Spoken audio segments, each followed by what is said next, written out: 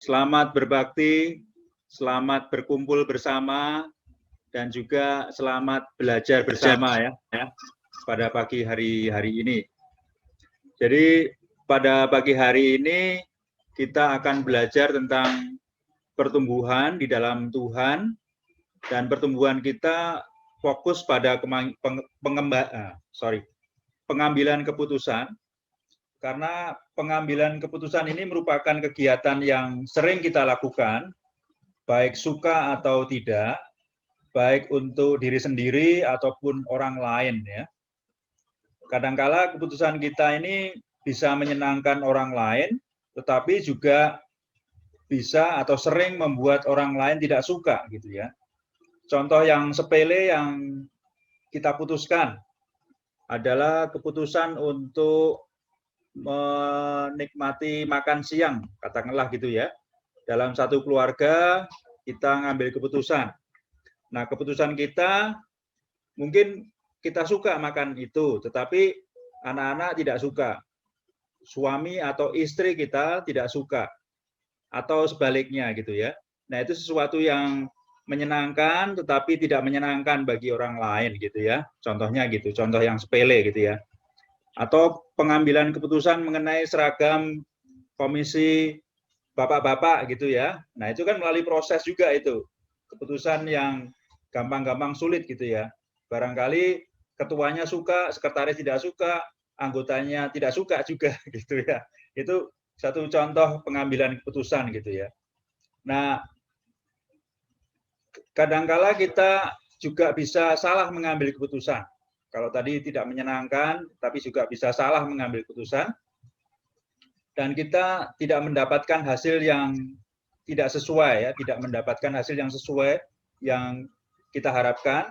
Nah, sebaliknya bukan berarti kalau kita mendapatkan sesuatu yang kita idam-idamkan, itu merupakan keputusan tepat. Karena barangkali Tuhan tidak suka itu ya.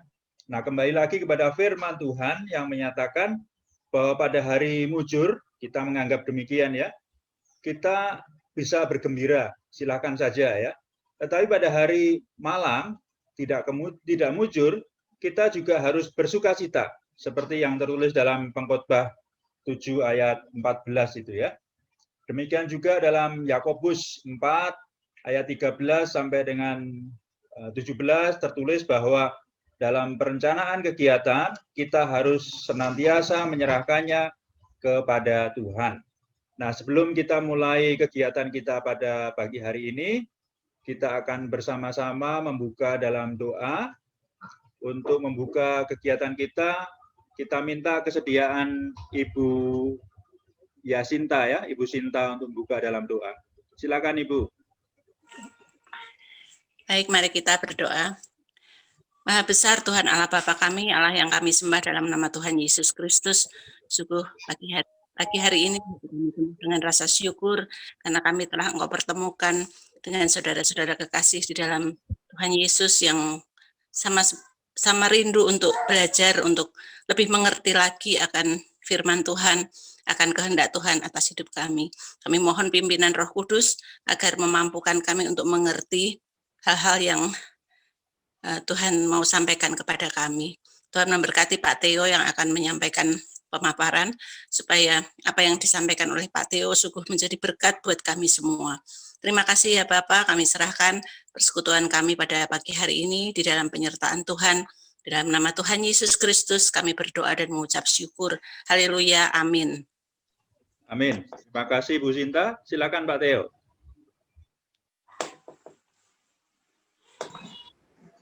Oke, terima kasih Pak Anton. Ya, benar sekali yang tadi Pak Anton sampaikan ya.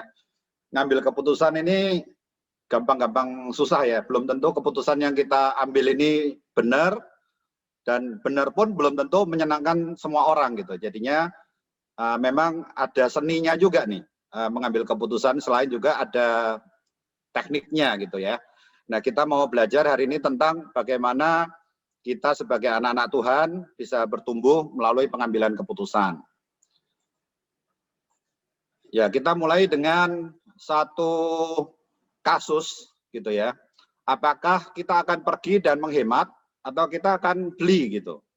Nah, ini ada satu kasus di mana istri saya atau istri Anda gitu sedang ikut persekutuan koper gitu ya, PGMW 1. Nah, Anda dan anak sedang ada di MKG, jalan kaki dari rumah. Jadi misalnya kayak Pak Thomas kan rumahnya dekat ya, jalan kaki dari rumah itu bisa. Selain sehat, mobil juga sedang di bengkel gitu.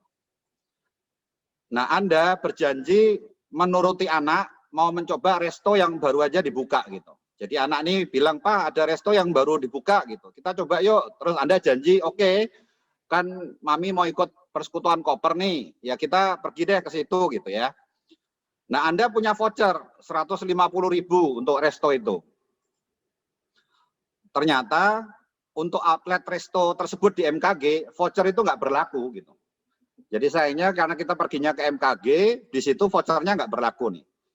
Kalau kita pergi ke resto di mana voucher itu berlaku, kita mesti naik Grab kan, mobil lagi di bengkel dan kita tadi jalan gitu ke MKG.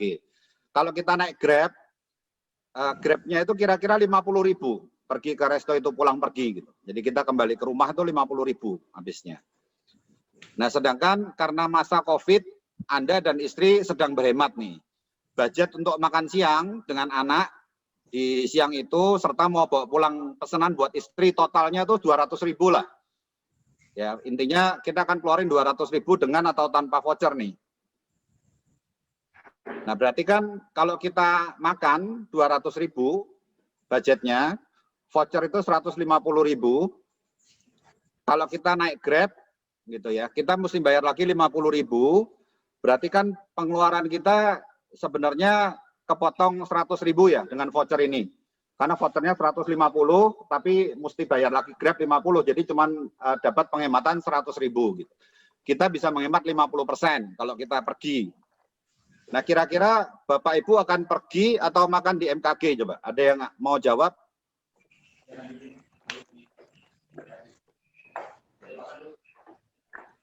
Kita akan pergi atau makan di MKG?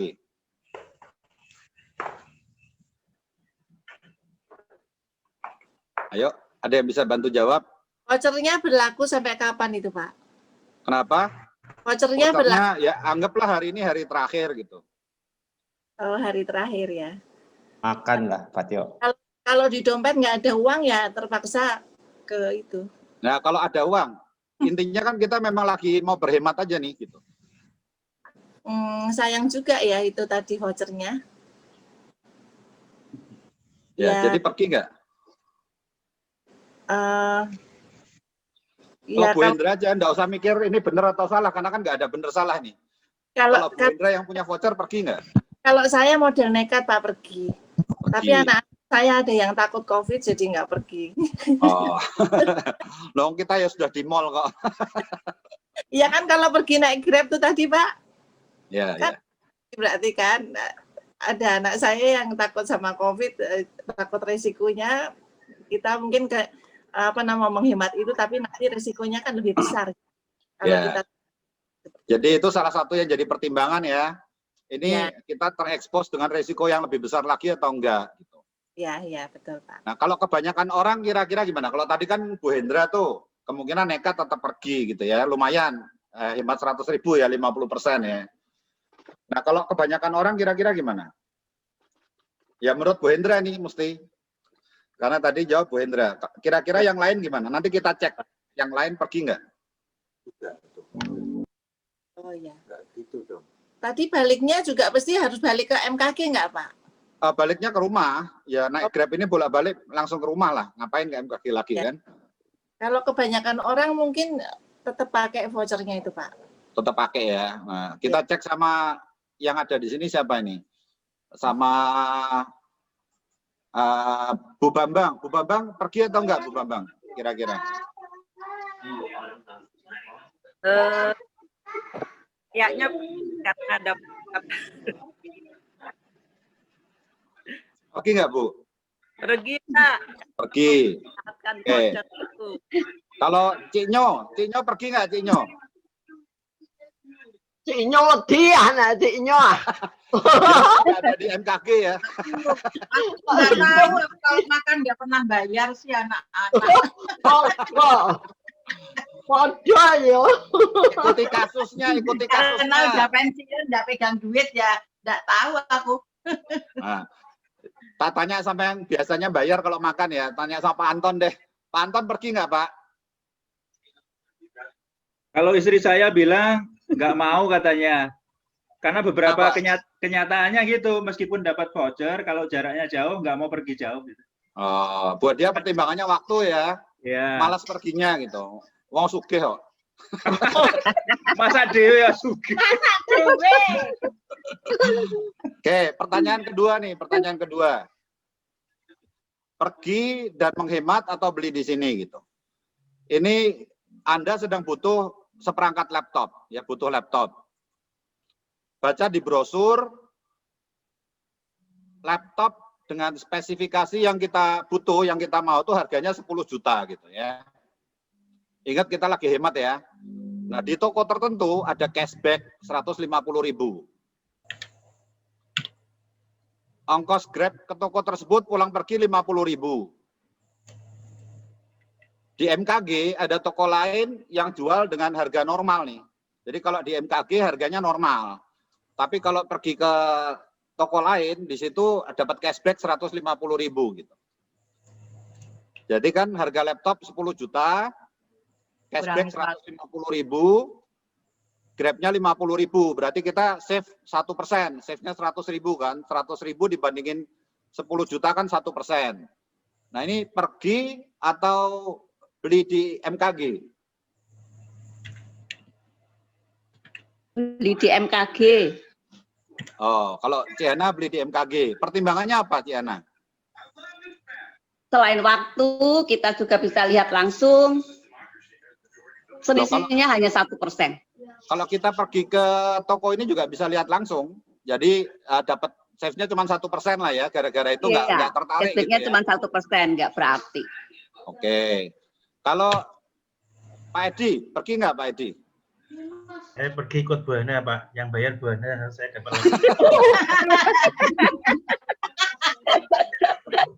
Oke. Kalau Niko? Iya, Pak. Saya pergi, Pak. Pergi. Niko pergi nggak, Niko?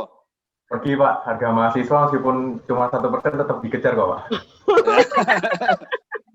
Kalau Bu Priskila? Bu Hendra gimana, Bu Hendra? Kalau saya nggak pergi, Pak, karena nilainya terlalu kecil itunya dari 10 juta. Oh, oke. Nah, anehnya tadi Bu Hendra untuk save 100.000 masalah makanan, dia pergi kan? Tapi kan save-nya 100.000 juga sebenarnya. Dia milih untuk nggak pergi. Sama-sama 100.000 loh sebenarnya. Kan 50%, Pak. Nah ya, tapi kan kalau kita ngitung uang, kalau kita lagi berhemat, yang kita hitung 50%-nya apa 1%-nya? Atau kita ya punya kelebihan uang 100.000-nya gitu. Iya, karena nilainya itu lebih besar itu. Jadi kalau kita mengeluarkan dengan kecil gitu 100.000 kayaknya lebih nggak terasa gitu, Pak. Tapi kalau yang ya kadang-kadang kalau memang mengecoh wanita ini lebih mudah dengan promo memang, Pak. Begitu promonya kelihatan besar gitu ya pergi mereka. Walaupun nggak butuh pergi juga. Oke, kita lanjut dulu nih, kita lanjut dulu. Jadi ini pertimbangannya tadi ada yang pergi, ada yang nggak pergi, ada yang pertimbangannya save, ada yang lihatnya karena cuma 1% gitu ya. Kalau Niko, ya dia 1% pun buat dia berarti gitu ya, karena sama-sama 100.000 buat dia juga. Oke, nah kita mau belajar ada satu prinsip dasar dari Cambium yang diperkenalkan.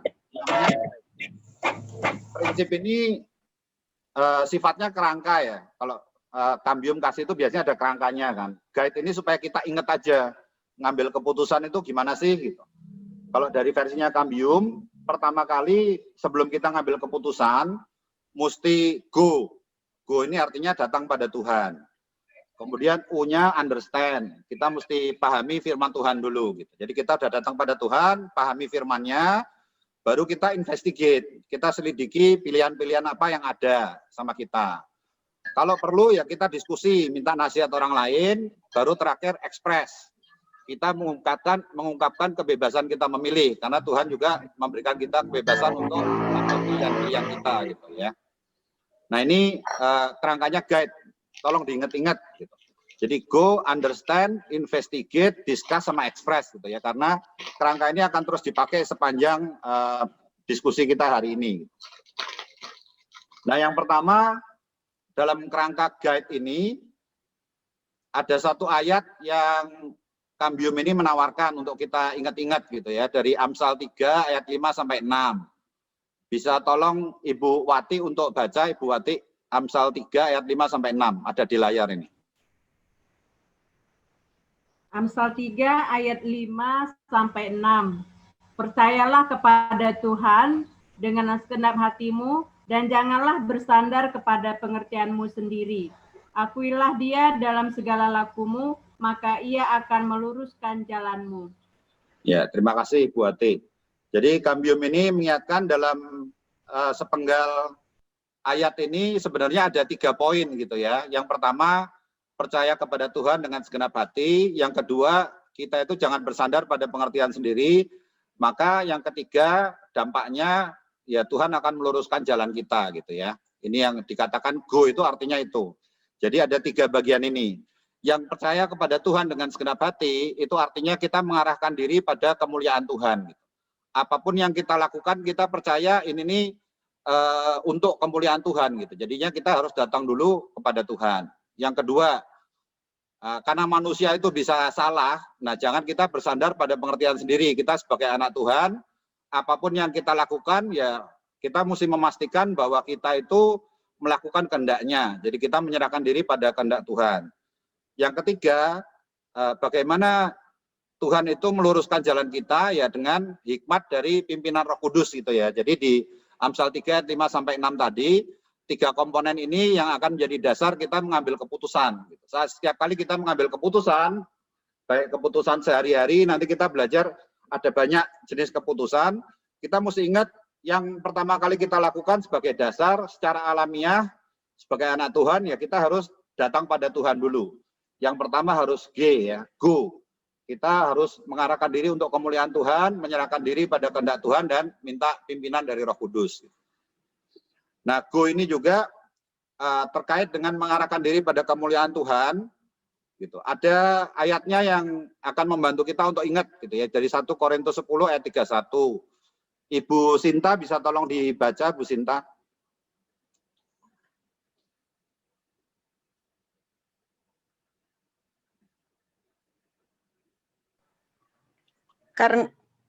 Karena itu, baik kamu makan atau minum, ataupun melakukan sesuatu yang lain, lakukanlah semuanya itu untuk kemuliaan Allah. 1 Korintus 10 ayat 31. Ayat ini adalah ayat yang mendukung ya, kenapa kita itu harus datang kepada Tuhan. Karena kita harus mengarahkan diri pada kemuliaan Tuhan. Ini sesuai dengan katekismus singkat Westminster ya. Kita tuh memuliakan Tuhan dan menikmati kehadirannya gitu. Nah, yang kedua, menyerahkan diri pada kehendak Tuhan ini dari Roma 12 ayat 1 sampai 2.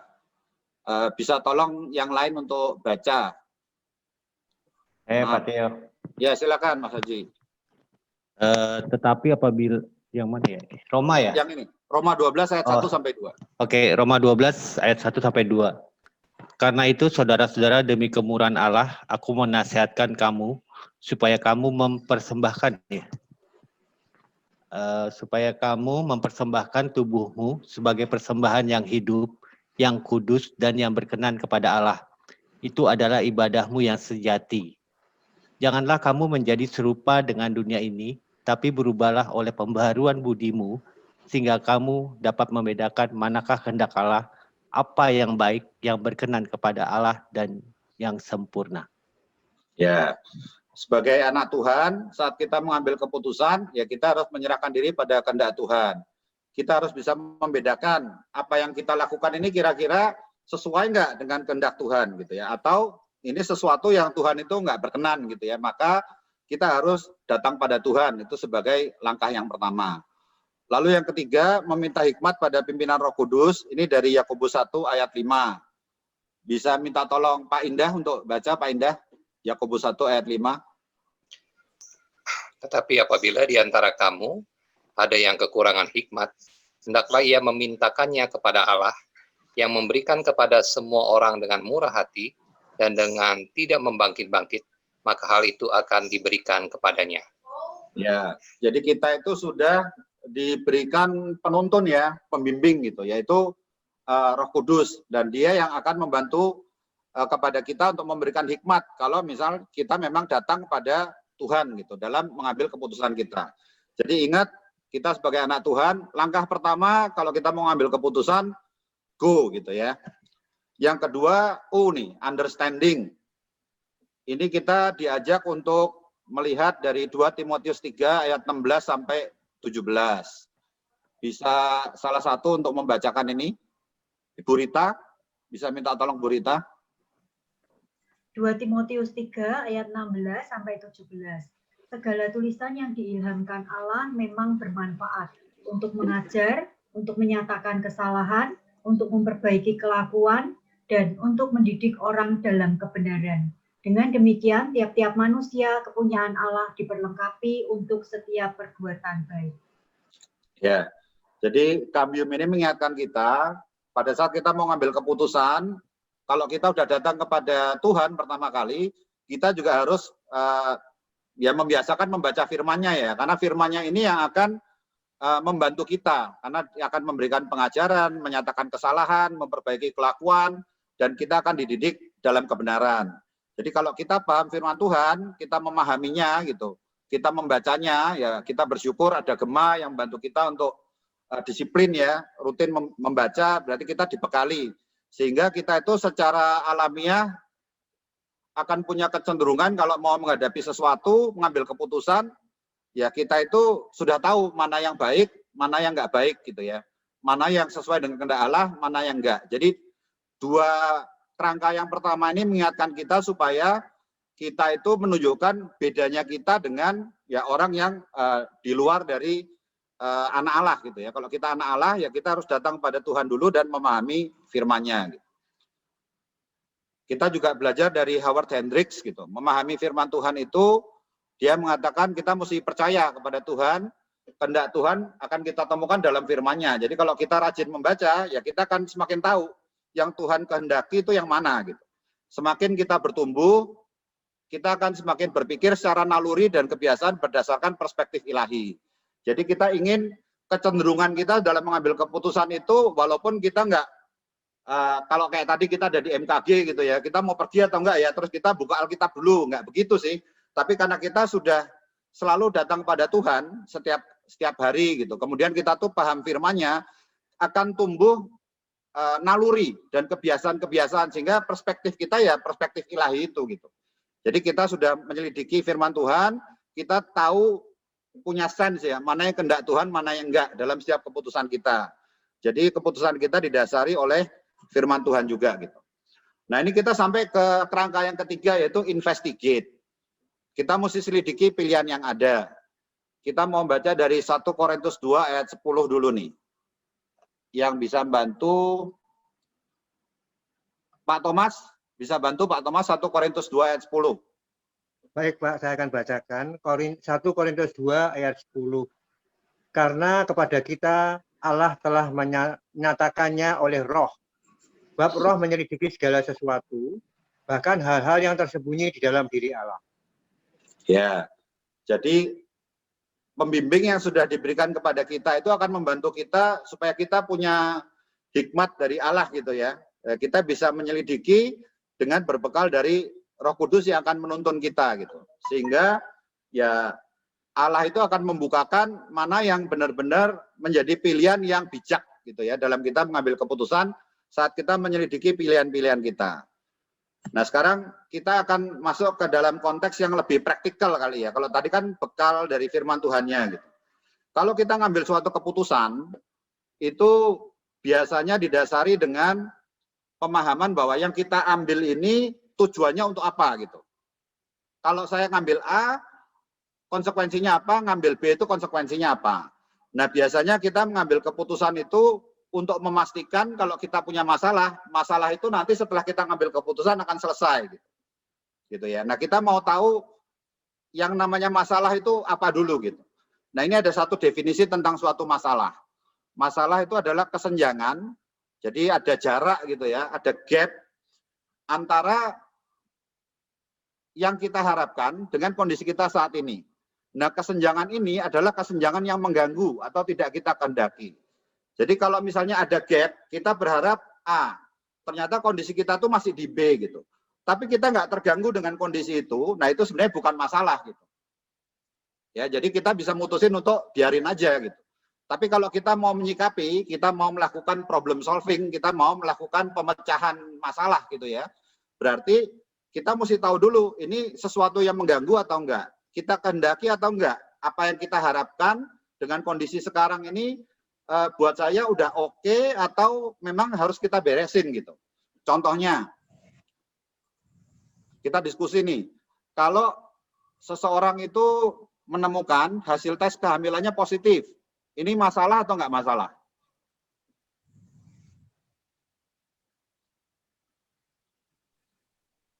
Tergantung ya. Kalau dia kepengen hamil ya seneng. Kalau kepengen hamil ya senang. Contohnya kalau kepengen hamil tuh kalau gimana? Ya udah menikah lama nggak punya anak, udah berdoa terus. Jadi kalau positif senang gitu ya. Nah kalau yang menjadi masalah kalau apa? Ya kalau itu kalau nggak mau lagi, sekarang kan orang punya anak 2 aja udah bingung. Jadi kan harus dijaga benar-benar, jangan sampai hamil. Ya, jadi kalau terjadi suatu situasi atau kondisi gitu ya, kan kita mungkin nggak mengharapkan kita hamil gitu, ternyata hamil gitu kan. Nah, kita mesti cek ini mengganggu atau nggak mengganggu gitu kan. Kalau mengganggu ya itu jadi masalah gitu, tapi kalau nggak mengganggu ya bukan masalah gitu kan. Nah ini yang kedua, pekerjaan banyak gitu. Orang yang menemukan bahwa dirinya tuh aduh pekerjaanku sibuk banget gitu. Ini masalah atau bukan masalah?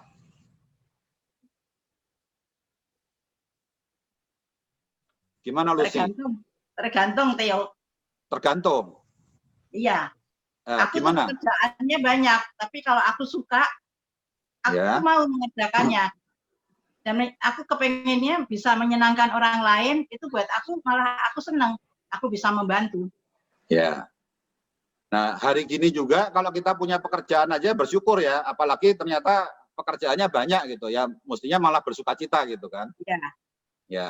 Tapi kan bisa aja ada orang yang memang males mungkin gitu ya. Ada pekerjaan banyak ya dia malah capek atau stres gitu. Atau orang yang lagi dalam kondisi sakit, pekerjaannya banyak gitu. Kan masalah itu buat dia. Benar ya? Iya. Jadi dalam kita mengambil keputusan, kalau terkait dengan suatu masalah, kita mesti tahu dulu ini nih masalah atau bukan masalah gitu loh. Iya. Saya kasih contoh yang terjadi dengan Coca-Cola sama Pepsi. Jadi suatu hari dilakukan yang namanya blind test. Jadi blind test itu orang-orang bisa 2 cara nih, matanya ditutup gitu ya, matanya ditutup sehingga dia nggak ngelihat apa yang dia minum gitu kan. Kemudian di depannya ini ada kaleng Pepsi, ada kaleng Coca-Cola gitu. Nah dia disuruh minum seteguk gitu kan. Kemudian dari hasil minumannya dia ditanya mana yang lebih enak gitu, mana yang dia lebih suka, yang pertama atau yang kedua. Anggap aja yang pertama Pepsi, yang kedua Coca-Cola gitu ya. Nah kejadian ini benar-benar pernah terjadi gitu. Dan rata-rata orang dari hasil blind test itu malah lebih suka Pepsi gitu. Lebih suka yang pertama gitu kan. Cara yang kedua yang dilakukan, kalengnya itu dikuliti kemasannya gitu ya. Jadi orang ngelihat cuma kalengnya kosong, nggak ada mereknya gitu kan. Tapi mereka minum, jadi matanya nggak usah ditutup tuh. Tapi rata-rata mereka tetap sukanya Pepsi. Nah pada waktu itu dilakukan, Coca-Cola itu bereaksi. Makanya dia menghasilkan yang namanya Coca-Cola 2 kan. Kan pernah ada Coke 2 ya. Nah orang-orang yang cinta Coca-Cola itu malah protes. Karena Coke 2 itu rasanya terlalu manis. Justru mereka malah nggak suka. Padahal rasanya malah mirip sama Pepsi. Nah karena yang salah dilihat oleh Coca-Cola waktu itu adalah pada saat orang beli Coca-Cola beneran, pertama, mereka kan matanya nggak ditutup tuh. Jadi memang mereka tahu mereka tuh mau beli Coca-Cola atau Pepsi. Jadi nggak masalah sebenarnya. Ini mereknya Pepsi atau Coca-Cola gitu ya. Yang kedua, sebenarnya kalau mereka blind test ini kan cuman minumnya seteguk ya. Minumnya cuman sedikit gitu. Jadi kalau manis itu enak. Tapi kalau minumnya 1 botol, 1 liter gitu itu malah blenger gitu loh. Jadinya orang tuh malah nggak suka yang Coke itu. Jadi kita kalau mau ngambil suatu keputusan, pertama kita mesti tahu dulu memang ada masalah atau nggak ada masalah. Kalau misalnya ada sesuatu yang kita tidak harapkan, sesuatu yang kita tidak harapkan ini mengganggu atau nggak mengganggu gitu. Baru kita ambil tindakan gitu. Jangan kita terlalu reaktif gitu ya, selalu panik gitu, atau kita selalu ya ngambil ya tindakan-tindakan itu berdasarkan sesuatu yang mungkin nggak apa-apa gitu, ya bukan hal yang besar gitu. Nah ini ada bekal juga untuk kita mengambil keputusan. Saat kita mengambil keputusan itu ada 3 hal yang bisa jadi modal, bisa jadi bekal kita ngambil keputusan. Yang pertama adalah intuisi kita. Nah harapan kita kan tadi kalau kita go dan kita understand pertama kali, pada saat kita menggunakan intuisi ini, intuisinya itu udah intuisi yang ya diluruskan dengan hikmat Roh Kudus itu gitu. Karena kalau kita menggunakan intuisi biasa gitu, intuisi itu bisa salah gitu. Karena ya perasaan itu dapat menipu gitu ya. Perasaan bisa bersumber dari diri sendiri, bahkan perasaan itu bisa bersumber dari tipuan kuasa gelap gitu ya. Maksudnya kita itu dibutakan gitu. Ya oleh sesuatu yang mestinya sesuatu yang kita nggak boleh lakukan, tapi kita ngelihatnya ini sebagai suatu kesempatan gitu ya. Karena ya perasaan kita ya gelap gitu. Tapi kalau kita sudah membiasakan diri untuk go dan understand, datang dan memahami firman-Nya, maka Roh Kudus itu akan memimpin melalui pesan dalam Alkitab, dan Roh Kudus akan memimpin melalui kesan dalam hati kita. Jadi dengan intuisi ini kita akan mengambil pilihan-pilihan yang benar gitu ya. Nah intuisi kita ini harus kita asah memang. Kalau kita nggak asah, kita biasa mendukakan Roh Kudus gitu ya. Kita tuh diingetin apa sama Roh Kudus nggak mau dengerin ya. Itu bisa jadi kita seperti memadamkan Roh Kudus gitu ya. Dan kita bisa salah nih menggunakan intuisi kita. Gitu. Jadi intuisi ini sebenarnya bisa jadi modal kita. Yang kedua adalah pengalaman. Jadi orang itu kalau sudah punya pengalaman akan lebih baik dalam dia mengambil keputusan-keputusan karena dia punya referensi. Oh dulu pernah seperti ini, kemungkinannya yang akan terjadi apa gitu. Itu akan lebih baik. Tapi yang ketiga ini namanya lebih hati-hati lagi namanya dengan metode gitu ya. Sebelum mengambil keputusan ada langkah-langkahnya. Keputusan yang baik dengan keputusan yang nggak baik itu seperti apa gitu. Nanti kita akan bahas nih. Nah, kalau kita bicara pedoman dasarnya, jadi pada saat kita ngambil keputusan, itu ada 3 pedoman dasar yang menunjukkan bahwa keputusan yang kita ambil itu efektif. Yang pertama, saat kita mengambil keputusan yang kita ambil itu harus mengurangi risiko. Jadi kalau kita melihat suatu kondisi, ya kan, kalau misalnya kondisi itu kita salah ngambil keputusan, kita harus pilih, jangan sampai kita tuh ngambil keputusan yang justru risikonya paling besar gitu. Ya dasarnya mengambil keputusan yang efektif adalah risiko itu kita kurangin gitu. Jadi kalau ada beberapa pilihan yang risikonya paling kecil lah kita pilih gitu. Ya misalnya contohnya di sini ya kita tuh kenapa kok pakai masker, cuci tangan, jaga jarak karena kita mau mengurangi risiko gitu kan. Nah yang kedua keputusan yang efektif itu pedoman dasarnya adalah harus meningkatkan dampaknya gitu. Kan semua pilihan yang kita punya pasti pilihan yang baik untuk menyelesaikan masalah gitu. Nah kita mesti melihat mana yang impact-nya itu paling besar, dampaknya paling menyeluruh gitu, manfaatnya paling kita rasakan. Ya mungkin dari skala bukan cuma untuk saya aja, bisa buat orang lain juga gitu kan, bisa buat komunitas juga gitu. Atau bahkan bisa buat orang lain juga, atau bisa buat jangka panjang, itu adalah meningkatkan dampak gitu ya. Jadi kita mesti cari mana yang hasilnya itu ya paling baik gitu dari semua yang ada. Itu pedoman dasar yang kedua dari suatu keputusan yang efektif. Jadi kalau ada beberapa pilihan kita mesti ngelihat itu. Yang ketiga adalah memastikan kesinambungan. Jangan sampai kita ngambil suatu keputusan itu cuman enaknya jangka pendek atau manfaatnya kita rasakannya jangka pendek, tapi jangka panjang kita malah dirugikan atau malah bahaya gitu ya. Jadi ngambil keputusan itu dasarnya ya 3 ini gitu. Apakah keputusan yang kita ambil itu akan efektif atau enggak? Apakah risikonya dikurangi? Apakah dampaknya akan semakin meningkat? Atau hasil keputusan ini dampaknya akan memastikan suatu kesinambungan gitu. Bahwa hasilnya ini akan jangka panjang sifatnya gitu ya. Nah pada saat kita menyelidiki, kita mesti ingat-ingat tadi, kita punya modal, kita punya pedoman dasar ini juga. Gitu. Nah ini karakteristiknya nih, karakteristik keputusan yang efektif. Kalau menurut Bapak Ibu sekalian, keputusan yang efektif itu mesti gimana? Berdasarkan pengalaman. Silakan sharing, Cik Yuli. Cik Yuli kalau bilang suatu keputusan itu baik, gitu ya. Itu kira-kira seperti apa karakteristiknya?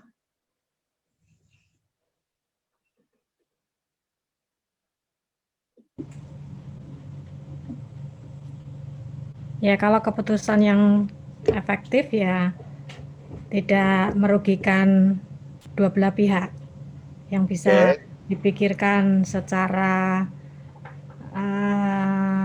realistis ya, dan juga minta hikmat Tuhan, yang penting itu. Jadi sesuai dengan kehendak Tuhan gitu ya? Iya, betul. Ya. Ada lagi yang lain, Niko, gimana Niko? Keputusan yang baik itu gimana Niko? Mirip sih Pak. Mungkin kalau kasusnya anak-anak muda itu seringkali malah lebih sering tanya ke teman-teman dulu, ke orang-orang sekitar, tapi lupa tanya ke Tuhan. Padahal kan harusnya awalnya kita mulai dengan tanya ke Tuhan dulu, minta hikmat, terus baru juga tanya ke teman-teman. Ya harapannya dengan tanya ke orang-orang sekitar, Tuhan juga bisa kasih konfirmasi lewat pendapat mereka gitu kan. Mungkin seperti itu sih Pak. Ya. Ini ada contoh keputusan yang baik dan yang nggak baiknya. Ini guyonan juga sih. Yang pertama, bagaimana cari uang kalau kita punya akun FB gitu kan. Sarannya klik menu pengaturan, klik pilihan hapus akun, kemudian fokus kerja aja gitu. Maksudnya hapus saja akun FB-nya, karena biasanya sosial media FB itu mengganggu kalau kita memang mau cari uang gitu ya. Jadi ya salah satunya adalah hilangkan semua distraction, gangguan-gangguan itu. Ini yang kedua nih, si Amir ini bilang sama temennya gitu. Kemarin saya nggak tahan, pengen buang gas di kafe gitu. Nah, terus temannya bilang, terus ya musiknya pas keras tuh, jadi saya nekat, ya saya keluarin aja gitu dia bilang. Terus ternyata musiknya tuh kerasnya tuh dari earphone saya gitu. Jadi waktu dia keluarin ya orang lain itu dengar gitu. Nah, ini bukan keputusan yang baik gitu kan. Ini contoh-contoh keputusan yang nggak baik gitu. Nah, jadi keputusan yang baik itu ya tepat waktu gitu ya. Kemudian mempertimbangkan situasi dan kondisi. Tadi kan ini kita ngelihat nih, kalau memang tujuannya mau cari uang, ya justru jangan mainan FB gitu kan. Kalau tepat waktu, ya misalnya kita bisa nanya sama diri sendiri, kan ada peribahasa Cina ya, yang ngingetin kita, kapan waktu terbaik nanam pohon?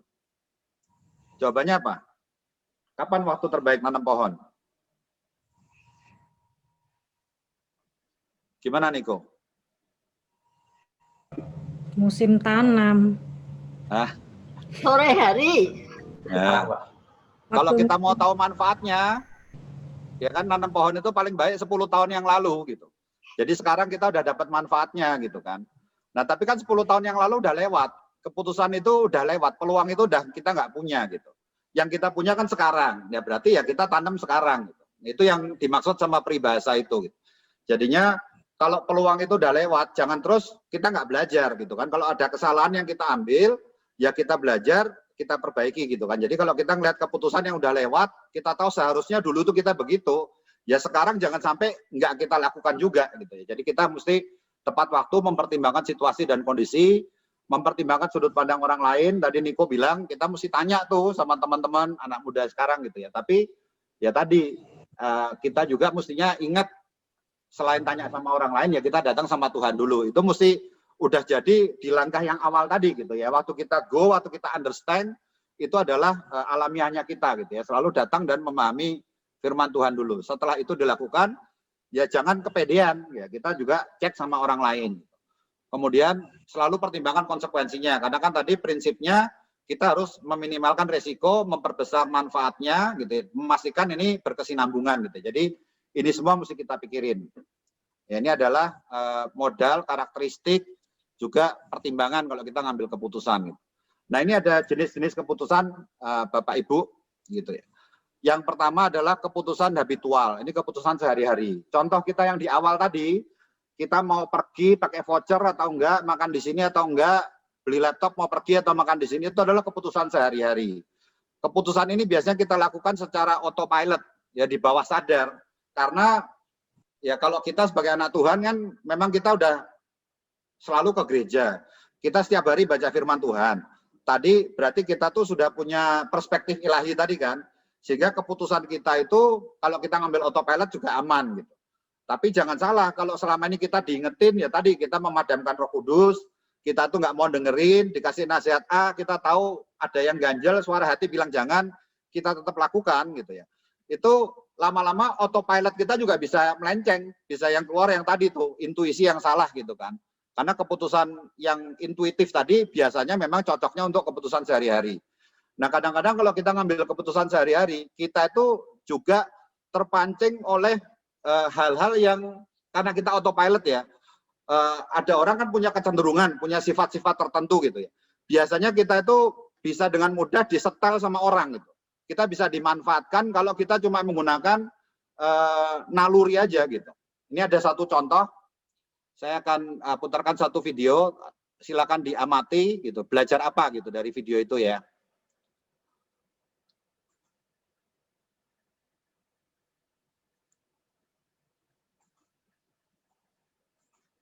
Ticket. Now you head over to the concession stand to buy some popcorn. You can get a small popcorn for $3 or a large for $7. So which one would you choose? We've all been there. You want a decent amount of popcorn, but $7 feels like a ripoff. So if you chose small, you're like most people. We've set up cameras to see what will happen when we offer the same choice to real moviegoers. Can I get you some popcorn? Sure. You can get a small? A small? Sure. Or a large for $7. I'll take the small. These are the sizes? You know what? I'll have a small one and some M&Ms. Okay, sure. They have no idea we're running an experiment, and nearly everyone goes for the small. Excuse me. Sorry to bother you, but we're doing a little experiment. Do you think $7 is a lot of money for popcorn? Yeah. $7 was a little out of line for popcorn. But now, we're gonna see if we can influence your decision-making. Here's another decision for you. You can get the small for $3, a medium for $6.50, or you can get the large for $7. So, have you made your choice? Does the large look a bit more appealing now? We've made the same change at the movie theater and stepped back to see what happens. Do you think more people will buy a large? I'll take a medium sized popcorn, please. Sweetie, it's only 50 cents more for large. Why don't we get a large? Okay, let's get a large. I think I'll take a large. Sure. Large? Okay. Definitely We'll have a large. All right. All we did was add a medium, and the large has become irresistible. Just a medium popcorn, please. You can get the large for 50 cents more. Okay, that'll work. Everyone is buying a large. So how do they explain it? The large looks like such a better value than the medium. Such a bargain. A bargain. But the deal, you still spent more money in the net total of the night. 50 cents, dude.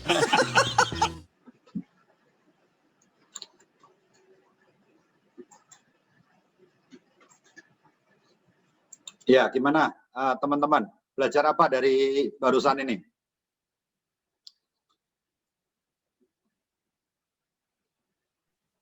Belajar mencari ini Pak, kayak mungkin dia kalau dia datang ke tempat makanan itu melihat harga gitu kan, mana yang murah, mana yang mahal, mana yang enak lah, bahasa kasarnya begitu Pak. Ya. Harga sih, masalah harga aja. Ya. Orang marketing itu bikin promosi itu pasti pinter gitu. Ya, mereka tahu orang itu punya refleks, ya, punya keseharian, kita tuh gampang lihat yang mana gitu ya. Dari mata kita tuh seringkali juga menipu gitu kan. Makanya ya tadi antara 1%, 50%. Padahal kita sama-sama kepengen ya kalau bisa save 100.000 lagi ya kita mau gitu. Tapi karena ngelihat angkanya yang 150%, yang 1%, kita jadi bisa bikin keputusan yang salah juga gitu kan. Kayak barusan popcorn, kita bilang $7 itu terlalu mahal, tapi kita cuma diiming-imingi gitu ya. Kalau yang medium itu $6,5 gitu. Karena bedanya dikit sama yang besar, kita merasa $7 itu untuk popcorn jadi nggak mahal lagi gitu. Ya seringkali kita tuh bisa dipermainkan kalau kita cuma mengandalkan habit aja gitu. Nah ada satu buku sebenarnya bagus nih, yang ngarang pemenang Nobel, ya namanya Daniel Kahneman. Kalau Bapak Ibu menemukan buku ini, judulnya Thinking Fast and Slow. Thinking Fast and Slow. Jadi berpikir cepat sama berpikir pelan-pelan gitu. Si pemenang Nobel ini bilang orang itu diberi anugerah sistem 1 sama sistem 2. Sistem 1 itu autopilot, sistem 2 itu kita mikir dulu gitu. Jadi kalau kita ditanya 3 kali 3 9 gitu. 27 kali 14 berapa gitu. Nah, itu sebenarnya 27 kali 14 itu kita nggak pakai autopilot lagi tuh. Kita sedang pakai sistem 2. Sama kalau orang lagi belajar naik mobil pertama kali, kita mau belok ke kiri, gitu kan mesti ingat-ingat, oh koplingnya mesti diinjak, gasnya dikurangin gitu ya, terus nelangnya diturunin, baru kita belok gitu ya. Nah itu semua kita pakai sistem 2, tapi begitu kita udah lancar, semua itu kan autopilot. Kita kembali pakai sistem 1. Nah, bagaimana kita itu bisa menghubungkan atau menggabungkan kapan pakai sistem 1, kapan pakai sistem 2? Karena sistem 1 ini sebenarnya efisien, kita nggak capek mikirnya. Kalau pakai sistem 2 terus, kita semua itu dalam keseharian pemilihan kita tuh akan capek, lelah gitu. Karena kita selalu mesti mikir dulu, ini gimana, itu gimana gitu. Tapi sistem 1 tuh otomatis gitu. Nah kalau kita udah terbiasa, bahkan misalnya orang-orang yang suka perform gitu, dia nggak akan mikir ke sistem 2 lagi. Kalau misalnya dia mau perform, mungkin 1 bulan sebelum dia perform udah latihan dengan lebih keras gitu ya. Itu udah otomatis karena sistem 2-nya jadi bagian dari sistem 1-nya dia juga gitu. Oke, itu keputusan yang habitual sehari-hari. Yang kedua namanya keputusan resep. Keputusan resep ini contohnya lampu merah gitu. Aturan pemerintah. Kemudian kalau di perusahaan itu kita punya SOP gitu ya, kita punya aturan gitu. Kayak di gereja kita punya tata gereja. Nah, keputusan itu sebenarnya udah pernah ada yang mikirin sebelumnya. Itu dibuat untuk kita gitu. Tujuannya apa? Justru supaya kita itu dalam keseharian kita saat ngambil keputusan lebih cepat. Nggak usah nyoba-nyoba lagi, karena udah ada yang pernah mikirin dulu, mereka udah membuat resep, ini loh yang baik untuk dilakukan gitu. Jadi kita tinggal ngikutin. Nah, tapi kadang-kadang orang yang nggak mau diatur, mereka tuh malah salah. Mereka ngelihat ada aturan, ngelihat ada resep gitu ya, itu sesuatu yang malah mengganggu. Dia bilang ini malah memperlambat, bikin kaku gitu. Padahal sebenarnya enggak. Keputusan resep ini, kalau dipikirkan dengan matang, itu malah mempercepat. Karena kita jadi nggak usah mikir lagi, yang baik itu yang hasilnya pasti risikonya paling kecil, manfaatnya paling besar, udah pernah ada yang mikirin gitu. Nah, kalau yang namanya keputusan dilematis, ini keputusan yang biasanya itu sensitif, peka, ada faktor-faktor bertentangan yang dipertaruhkan gitu. Ada satu film juga yang saya akan coba putar buat kita gitu ya. Kita bisa belajar tentang keputusan dilematis itu seperti apa.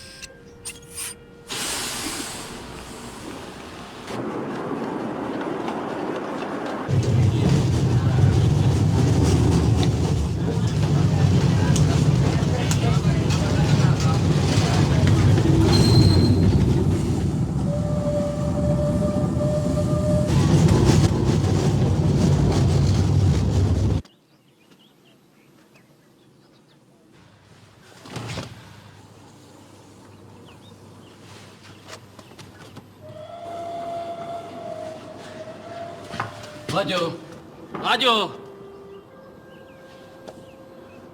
laju!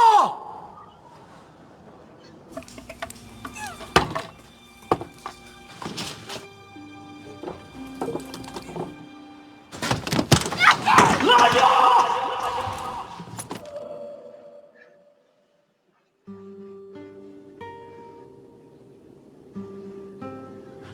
Laju!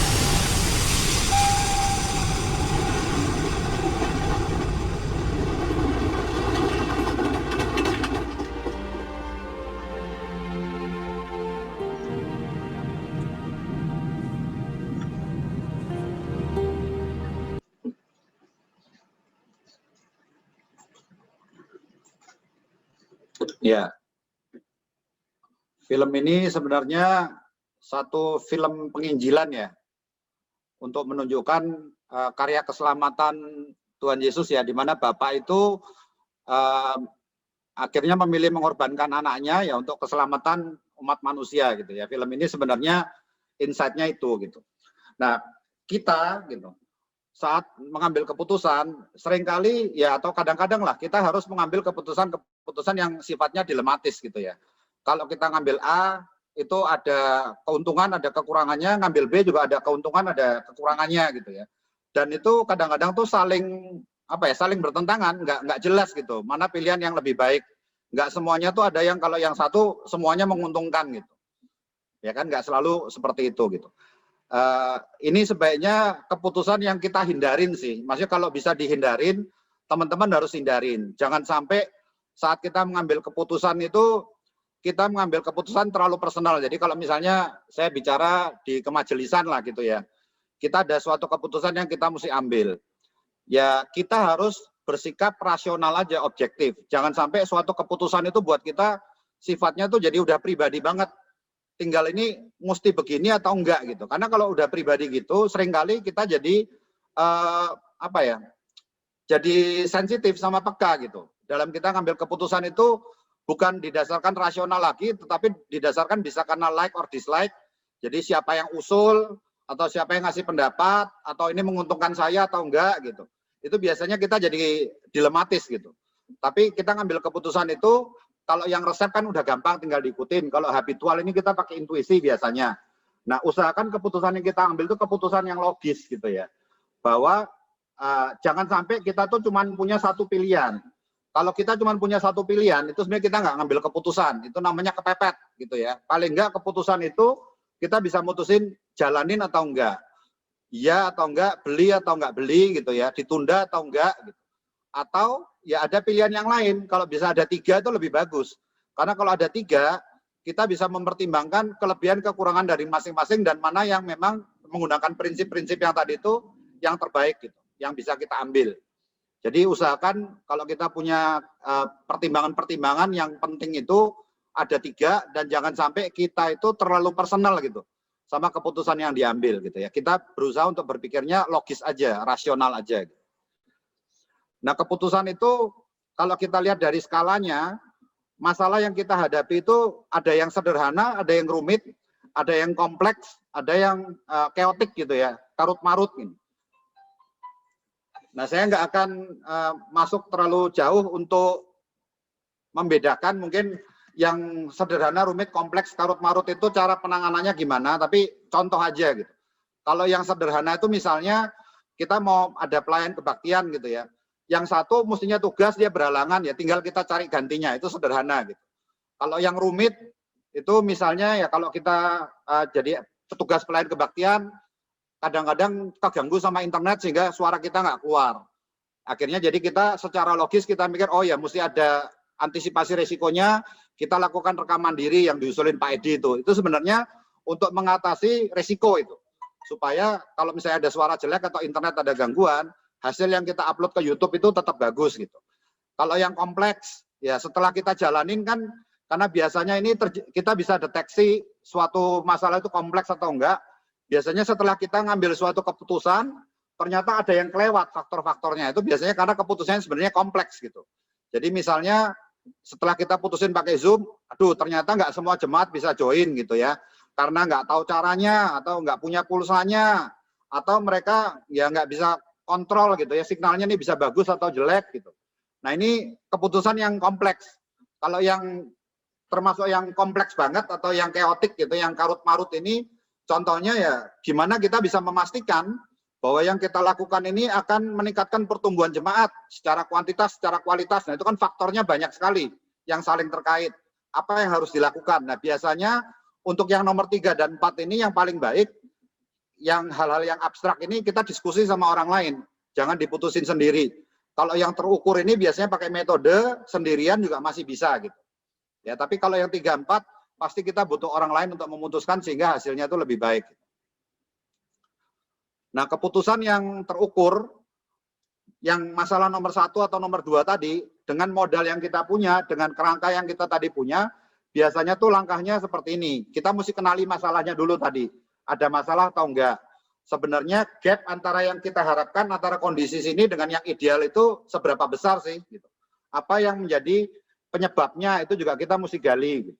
Kita mesti tanya why gitu terus ya. Sehingga misalnya kalau kita terlalu cepat untuk mencari jawaban gitu dari sesuatu yang kita lihat, seringkali kita tuh nggak menyelesaikan masalah dengan tuntas. Jadi contoh itu misalnya ada genangan air gitu ya. Di dapurnya ada genangan air, kita pel. Kan kering tuh. Besoknya kita ke situ ada genangan air lagi gitu. Nah kita mesti tanya kenapa gitu. Mungkin kita mesti cek, oh, mungkin gentengnya itu geser gitu. Genteng udah kita benerin. Genangan air udah kita pel. Ternyata besoknya ada genangan air lagi gitu. Ya kita mesti cek. Misalnya di atas ternyata genteng itu geser karena banyak kucing gitu ya. Nah kita mesti cek juga kenapa kok banyak kucing gitu. Ternyata karena banyak tikus di rumah. Kenapa banyak tikus? Nah ternyata karena kita tuh jorok kalau makan nggak langsung dicuci gitu ya. Kita biarin aja ada di sink di dapur sehingga ya tikusnya banyak gitu kan. Nah yang seperti ini tuh kita mesti nggak cuman ngelihatnya begitu ada simptom kita langsung reaktif untuk ya selesainya itu aja gitu. Misalnya mobil mogok, oh berarti akinya diganti aja. Nah belum tentu problemnya tuh di akinya gitu. Problem mendasarnya tuh sebenarnya apa? Jadi kita mesti gali yang menjadi penyebab utamanya itu sebenarnya apa? Supaya masalah ini tuntas. Enggak, masalah itu akan terjadi lagi gitu ya. Kita cari akar masalahnya. Kalau kita udah nemuin akar masalahnya, kita lihat punya pilihan tuh apa aja alternatifnya, kemudian baru kita putusin sesuai dengan tadi. Setiap keputusan, setiap pilihan itu pasti ada positifnya, ada negatifnya. Yang positif itu kita sebutnya pros biasanya ya, yang menguntungkan. Manfaatnya apa aja. Tapi biasanya ada kerugiannya. Kerugiannya apa aja juga kita mesti lihat, sehingga kita bisa milih mana yang terbaik gitu kan. Nah contoh-contoh cara milih yang terbaik, kayak kemarin teman-teman di majelis ini punya program-program gitu kan. Nah program ini kita bisa bantu memutuskan itu dengan melakukan prioritas gitu ya. Misalnya program-program ini digambarkan dengan nomor 1, 2, 3, 4, 5, dan 6. Ada 6 program gitu kan. Kita mau mutusin yang mana nih yang mesti kita jalanin. Karena anggaran kita kan pasti terbatas. Budget kita pasti terbatas. Kita bisa pakai ya matriks ini misalnya. Kita lihat dampaknya nih dari rendah, sedang, tinggi. Sedangkan kalau ke kanan kita lihat ini kecepatan menikmati hasilnya gitu ya. Semakin cepat ya semakin bagus. Karena kita bisa menikmati hasilnya tuh lebih cepat gitu ya. Kayak pohon yang buahnya rendah itu namanya low hanging fruit gitu ya. Kita ngambilnya itu gampang, nggak susah-susah, dan buahnya langsung dapat, kita bisa nikmatin gitu. Semakin ke kiri itu semakin cepat. Nah kita bisa bikin matriks seperti ini gitu. Kemudian kita juga bisa nambahin nih, kalau lingkarannya ini besar, program itu lingkarannya besar berarti budgetnya semakin besar. Kan kemarin ada ya salah satu alternatif juga, oh kita mau beli LCD projector gitu ya. Nah itu semakin besar harganya, itu lingkarannya akan kita bikin semakin besar gitu. Kita lihat nih dampaknya tinggi enggak, hasilnya kita bisa nikmatin cepat atau enggak gitu ya. Anggarannya besar atau kecil. Nah sedangkan warna hijau, kuning, merah ini menggambarkan risikonya. Risikonya nih kecil, sedang atau besar. Nah kadang-kadang kita sudah melakukan ini aja kita masih bingung. Kayak ini kan ada 1, 2, dan 4. Coba ada yang bisa bantu nggak? Lucy mungkin. Kalau 1 kan udah jelas, kita akan pilih ini sebagai prioritas gitu ya. Karena risikonya kecil, anggarannya kecil, dampaknya besar gitu ya. Dan kecepatan menikmati hasilnya paling cepat gitu, 1. Nah antara 2 sama 4 ini mana yang lebih baik? Karena yang 2 ini dampaknya lebih tinggi, tapi risikonya lebih besar. Kalau yang 4 ini dampaknya sedang, tapi risikonya lebih kecil gitu. Kalau menurut Lucy mana yang kita ambil? Yang 2 atau yang 4?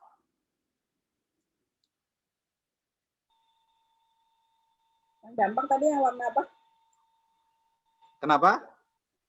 Yang dampaknya tinggi, yang warnanya apa? Oh, ini kan semakin ke atas dampaknya semakin tinggi nih. Yang 1 paling tinggi, terus habis itu kan 2. 2 ini dampaknya lebih tinggi. Yang 4 kan ada di sini nih. Berarti dia dampaknya sedang. Kalau cepat sama-sama cepat. Cuman yang 2 ini resikonya besar. Kalau yang 4 resikonya kecil, tapi dampaknya yang 2 ini lebih besar gitu loh. Yang nomor 2 aja lah. Yang nomor 2. Nah ini kan kadang-kadang kita juga masih bingung kan. Kita bisa membantu memecahkan ini dengan menambah bobot dari kriteria-kriteria yang kita mau untuk menentukan tadi pros and cons-nya gitu. Jadi misalnya kita udah menentukan nih dampak manfaatnya itu 40%, kecepatan menikmati hasil 30%, anggaran 20%, resiko 10% gitu ya. Kalau kita punya kriteria seperti ini, kita milih 2 itu benar. Kenapa? Karena dampak yang besar itu nilainya 40%. Jadi semakin tinggi dampaknya kita semakin oke, karena resiko juga cuma 10% gitu. Jadi walaupun yang 2 ini resikonya lebih besar gitu, tapi resiko ini bobotnya cuma 10% ya. Tentu ini bergantung sama tadi, ada pengalaman dan juga ya pakai metode gitu ya. Mungkin diskusi sama orang lain yang expert bisa ngelihat bahwa ini dampaknya kecil, sedang atau besar. Jadi kriteria dan bobot ini bisa membantu kita ngambil keputusan lebih baik gitu. Nah, ini yang biasanya jadi alternatif saat kita mengambil keputusan-keputusan. Kriterianya itu apa aja? Bisa ketersediaan orang, bisa risikonya, besar, kecil, atau sedang, dampaknya, waktunya. Apakah ini melibatkan banyak orang atau cuma sedikit? Apakah teknologinya kita punya atau enggak? Kita punya keahliannya atau enggak gitu. Ini membuat kita jadi makin sehat atau enggak gitu ya. Biayanya besar atau kecil. Nah, ini contoh-contoh kriteria yang bisa kita pilih untuk menentukan suatu keputusan. Enggak semua itu harus selalu ada. Ini contoh bahwa ada beberapa kadang-kadang tuh ada kriteria yang kita anggap oh ini enggak relevan, jadi enggak applicable gitu ya, not applicable gitu. Nah, itu bisa kita juga jadikan sebagai bantuan untuk memastikan apakah keputusan kita itu benar atau enggak saat kita menyelidiki, saat kita investigate gitu ya. Nah, ini silakan coba Bapak-bapak, Ibu-ibu menjawab sendiri. Ini di dalam hati aja. Coba di dalam hati, ini contoh masalah yang abstrak nih. Silakan coba dijawab nomor 1 sampai 7 berdasarkan gambar yang ada di sini gitu ya. Nomor 1 ini jawabannya apa, nomor 2 jawabannya apa, nomor 3 jawabannya apa gitu. Silakan dicoba, saya kasih waktu 5 menit untuk menjawab dalam hati aja gitu.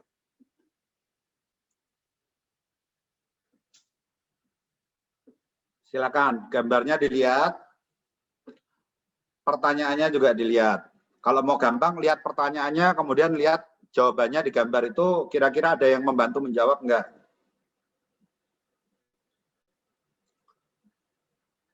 Nah, ini abstrak nih. Loh. Nggak usah dijawab dulu. Jawab di aja. Ini nggak akan langsung kita cek hasilnya benar atau enggak, diceknya nanti, sebentar lagi gitu. Ini kan ada beberapa yang sulit kan, ada beberapa yang gampang. Nomor 1, nomor 2, nomor 3 itu mungkin gampang gitu. Tapi kalau udah nomor 4, nomor 5 gitu, itu mungkin udah jadi makin sulit gitu. Nomor 7 makin sulit gitu ya. Oke, kita lanjut dulu nih. Nggak usah dijawab sekarang, simpan di dalam hati. Mana yang bisa kita jawab, mana yang nggak bisa kita jawab gitu ya. Nah, ini langkah berikutnya dari guide itu, kalau tadi I-nya adalah investigate, D-nya adalah discuss. Kita diskusi, minta nasihat orang lain. Silakan ada yang baca Amsal 12 ayat 15 yang atas nih. Salah seorang bisa tolong bantu baca. Mbak Dwi, bisa tolong baca yang Amsal 12 ayat 15, Mbak Dwi. Kemudian Bu Hendra baca yang Amsal 15 ayat 22. Silakan.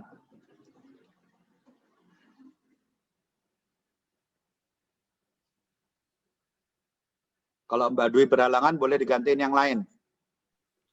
Amsal 12 ayat 15. Ya. Jalan orang bodoh lurus dalam anggapannya sendiri, tetapi siapa mendengarkan nasihat, ia bijak. Oke, terima kasih. Yang kedua, Bu Hendra bisa tolong baca, Bu Hendra. Amsal 15 ayat 22.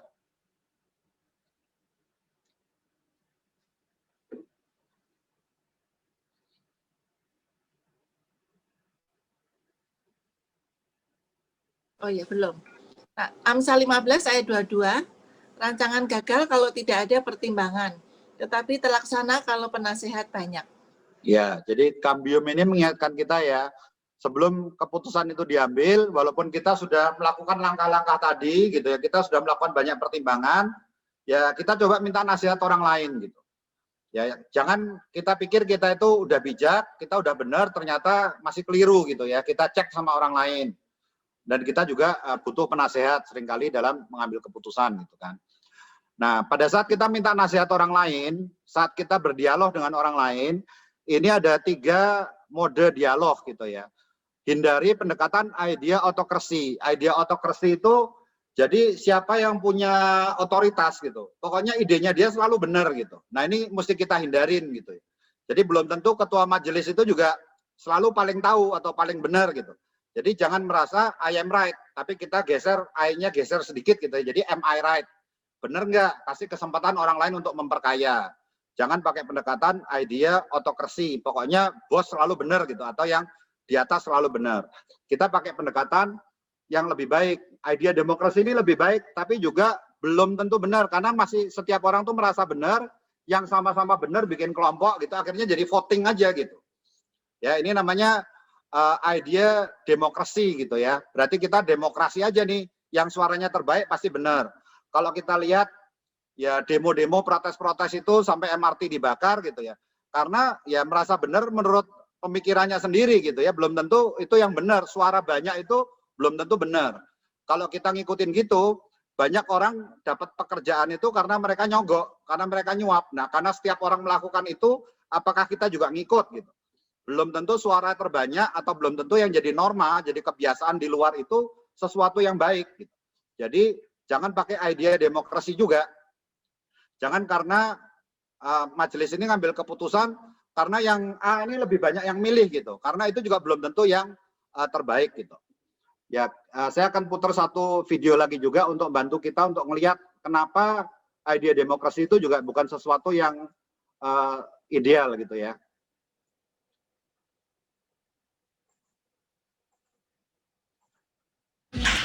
This woman thinks she's here for a free eye exam. Have you been here before? No, it's my first time. What she doesn't know is that everyone else in this room is working for us. They'll be with you in just a couple minutes. Today we're running an experiment on social conformity, and the test starts now.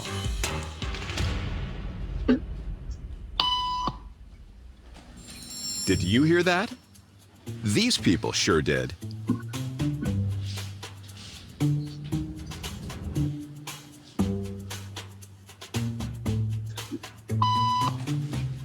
It doesn't take long for our test subject to notice a pattern. Beep means stand up. But why? And if you were in her shoes, what would you do the next time the tone sounds? While you might think you make your decisions all on your own, when it comes to peer pressure, all too often, your brain is just following the crowd.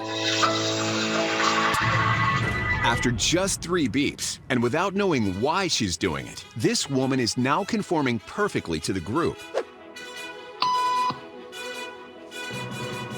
But what happens if we take the group away? Elaine, please. Okay, now she's alone. The crowd is gone, and nobody is watching her, except our hidden cameras. What do you think she'll do?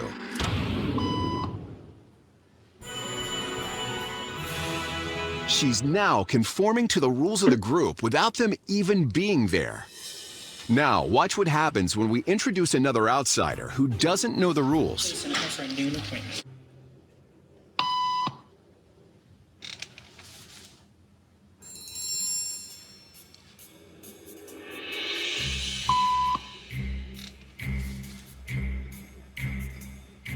are you standing up? Everybody was doing it, so I thought I was supposed to. Think she'll teach the new guy what to do?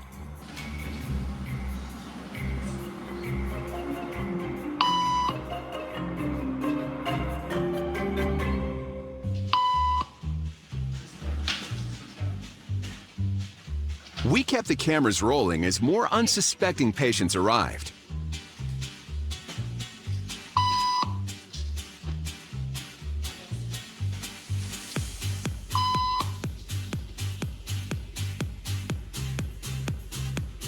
And slowly but surely, What began as a random rule for this woman has now become the social norm for everyone in this waiting room.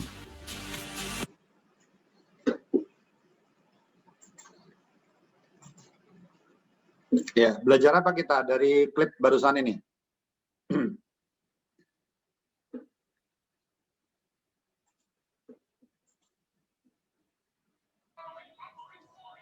Kita suka ngikutin aturan yang ada ya.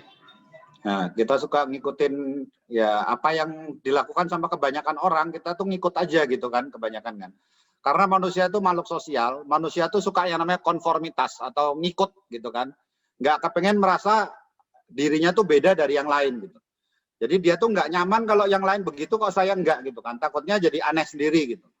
Nah, ini tuh fenomena yang sebenarnya pada saat kita memutuskan suatu masalah atau mengambil keputusan bareng-bareng, jadi diskusi bareng-bareng bisa jadi hasilnya tuh malah nggak bagus gitu.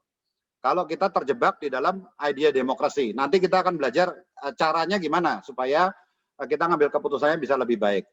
Yang ketiga ini ada yang namanya idea meritokrasi. Idea meritokrasi ini ya tentunya yang kita bilang merit ya sesuai atau sejalan dengan iman kepercayaan Kristiani ya. Kan kita kan tadi udah bilang kita harus go dan understand dulu. Kita harus datang kepada Tuhan, memuliakan Tuhan, dan memahami firman-Nya sehingga kita tuh punya naluri, punya perspektif tuh ilahi gitu. Sehingga yang kita bilang punya merit, jadi ide itu benar gitu ya. Ya itu harus sejalan dengan iman kepercayaan Kristiani. Kalau misalnya idenya tuh benar, entah itu keluar dari seorang anak kecil, dari anak youth, dari remaja, dari sopir gitu ya. Kalau itu benar kita mesti ngikutin gitu. Karena kalau memecahkan masalah benar atau salah itu nggak masalah tingkatan gitu ya. Apakah saya majelis atau bukan majelis itu nggak penting. Tapi orang itu punya ide yang benar gitu. Ya kan? Keputusannya, nah itu tergantung wewenang. Memang setiap orang kan punya peran. Setiap orang punya tanggung jawab. Keputusan itu mesti diambil sama orang yang memang punya otoritas. Tapi problem solvingnya gitu ya. Idenya itu mana yang benar, mana yang enggak. Itu kita jangan ngelihat siapa yang menghasilkan ide itu gitu. Jangan nanti kalau misalnya Pak Edi usul sesuatu, oh itu Pak Edi yang usul pasti benar gitu. Enggak juga, belum tentu gitu. Diajak diskusi. Siapa tahu ada juga yang punya pemikiran yang benar gitu. Nah, jadi idea meritokrasi ini pertama ya kita cek sesuai firman Tuhan atau enggak gitu kan. Idenya ini nalar atau enggak nalar gitu kan. Nah, itu mesti didiskusikan sama-sama gitu. Kemudian, nah caranya sama. Pada saat kita diskusi minta nasihat orang lain untuk yang terukur gitu ya. Caranya sama, tapi kita lakukannya sekarang bersama-sama. Pada saat kita menemukan masalah, kita cari tahu ini benar masalah atau bukan, kita diskusi. Pada saat kita cari akar masalah, kita diskusi gitu ya. Ngelihat pilihannya apa aja diskusi dan juga ngelihat ini ada pros and cons atau enggak, kita tuh diskusi. Nah ini biasanya akan terjadi namanya wisdom of the crowd. Jadinya kebijakan dari suatu tim gitu ya, suatu kelompok gitu. Kalau kita cara diskusinya juga benar. Jadi misalnya nih, kita mau brainstorm gitu ya, brainstorm di dalam kelompok yang sehat. Saya sama Pak Edi punya pendapat gitu kan, kita diskusi. Saya dengerin Pak Edi pendapatnya gimana, kemudian saya sampaikan ke Pak Edi pendapat saya gimana gitu kan, kita udah sepakat. Kemudian saya ketemu sama Pak Jun misalnya. Nah jangan kita tuh ngasih tahu Pak Jun, saya sama Pak Edi udah diskusi, hasilnya seperti ini gitu. Kita nggak akan dapat pendapatnya Pak Jun tuh, karena Pak Jun pasti akan ngikut. Itu akhirnya nanti jadi konformitas tadi. Tapi kita tanya Pak Junnya dulu. Kalau menurut Pak Jun, permasalahannya seperti itu gimana? Setelah dia ngomong, baru kita sampaikan. Nah, kalau kita ngelihat, kita pendapatnya begini, baru bertiga tuh berembuk lagi. Dapat ide yang lebih baik, ketemu lagi sama orang lain, misalnya ketemu Pak Anton gitu. Kita tanya sama Pak Anton dulu, pendapatnya Pak Anton gimana, jangan kasih tahu Pak Anton, kita bertiga udah ketemu dan pendapatnya seperti ini gitu. Karena kalau kayak gitu, kita nggak pernah dengar pendapatnya Pak Anton yang real itu seperti apa gitu. Jadi kita coba dapatkan wisdom of the crowd-nya itu. Hikmat dari masing-masing orang itu seperti apa gitu. Tapi ya kita perlu tanya sama orang yang benar, tanya sama expert di bidangnya, atau ya kita tahu orang itu benar-benar orang yang dipakai Tuhan lah untuk membantu kita mencari jawaban dari permasalahan yang kita punya gitu ya. Nah ini ada satu video juga yang kita bisa lihat untuk kita bisa pelajarin.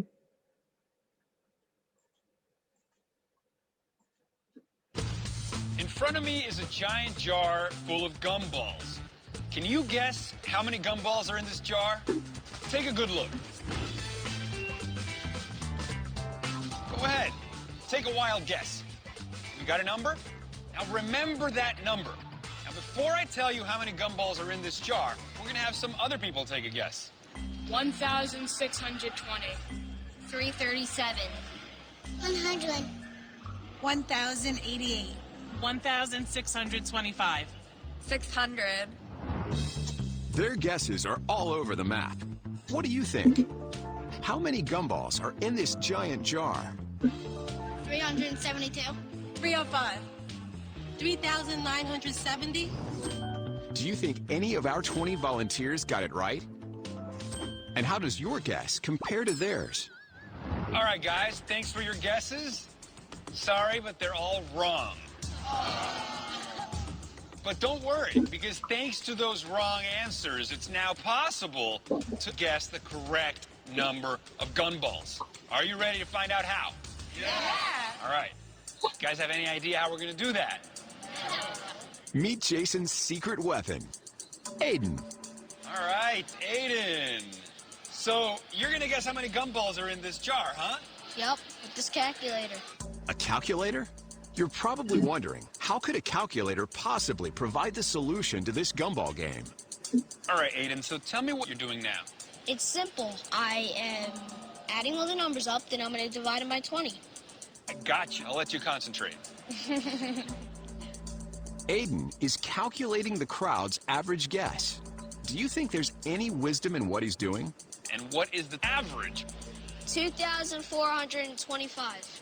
2,425, which is actually astonishing. The total number of gumballs is 2,447.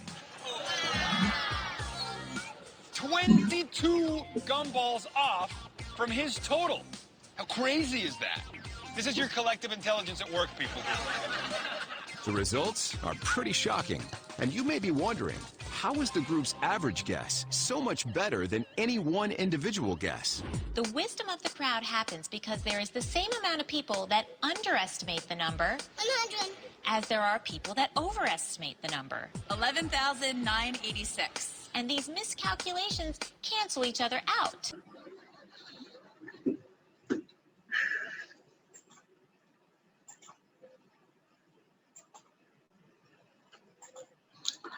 Ya, jadi ada satu pendekatan pemecahan masalah yang dilakukan bersama-sama, yang dibangun berdasarkan wisdom of the crowd itu. Namanya Delphi method atau metode Delphi gitu ya. Nah, metode Delphi ini kalau melihat suatu masalah, misalnya ngelihat Tanah Abang itu macet gitu ya. Mereka itu akan menentukan kira-kira siapa expert yang paling tepat untuk bisa membantu mengurai masalah di Tanah Abang yang macet itu gitu. Mereka ngelihat misalnya ada 10 orang gitu kan. Nah 10 orang ini mereka nggak kumpulin di satu tempat, ya tapi ditanyanya masing-masing gitu. Karena namanya orang, namanya manusia itu kadang-kadang punya ego. Ya kalau misalnya menyatakan suatu pendapat atau suatu pilihan juga, dia tuh akan jadi personal banget sama ego yang sama pendapat yang diutarakan itu kan.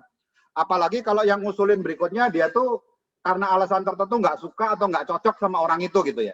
Orang yang punya pendapat benar, dia juga jadi nggak mau terima. Akibatnya jadi bukan masalah ini benar atau salah jawabannya, ada meritnya atau enggak, tapi karena suka atau nggak suka sama orang itu gitu.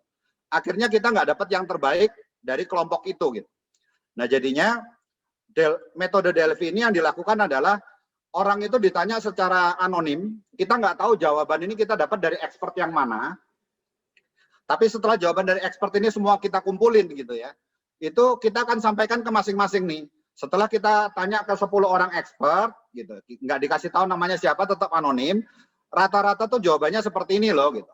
Nah mereka akan ditanya ulang tuh, mendengar jawaban dari para expert itu, gimana, ada pendapat yang lain nggak, ada masukan yang lain nggak, atau tetap sama pendapatnya semula gitu. Jadi mereka ditanya tuh sampai 3 kali biasanya. Pada pertanyaan yang ketiga, setelah mereka dapat masukan dari para expert yang lain, dan mereka nggak tahu itu siapa yang ngasih tahu, tapi dikasih tahu bahwa ini adalah normanya, rata-rata bilangnya seperti ini. Mereka akan melakukan adjustment tuh. Dan setelah yang kali ketiga, biasanya hasilnya tuh lebih baik. Nah pendekatan ini sebenarnya bisa kita lakukan kayak di gereja juga gitu. Kan kita punya ada penatua, kita punya ada diaken gitu ya. Anggaplah mereka itu expert Ya kita punya ada pengerja-pengerja juga, itu juga bisa ditanya gitu ya. Tanpa kita perlu tahu ini sebenarnya idenya siapa gitu. Kita kumpulin aja dari mereka. Misalnya kita cari satu orang yang jadi fasilitatornya untuk menengahi, misalnya Mbak Dwi misalnya. Dia yang ngumpulin gitu kan. Jawabannya apa dari masing-masing.